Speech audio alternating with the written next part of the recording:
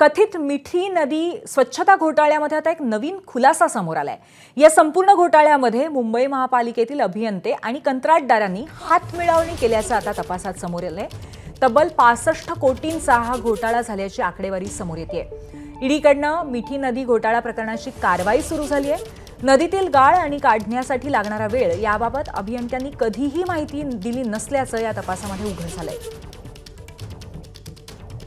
आपले प्रतिनिधी या संपूर्ण प्रकरणाबद्दल अधिक माहिती देतील। सूरज ओझा आपल्या सोबत आहेत। सूरज, नक्की या प्रकरणामध्ये आणखीन कोणती माहिती पुढे येते आणि अभियंते आणि कंत्राटदारांची हात मिळवणी असेल तर एक मोठं आव्हान आहे हे पालिकेसमोर?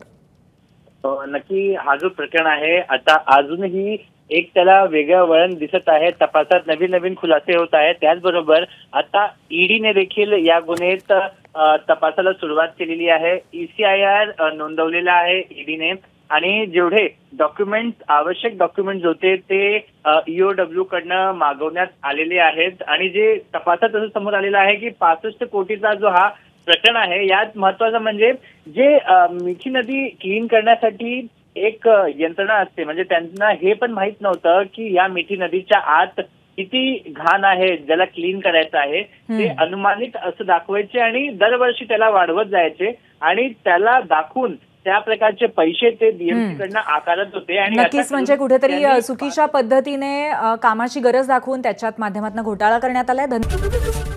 ABP माझा, उघडा डोळे बघा नीट।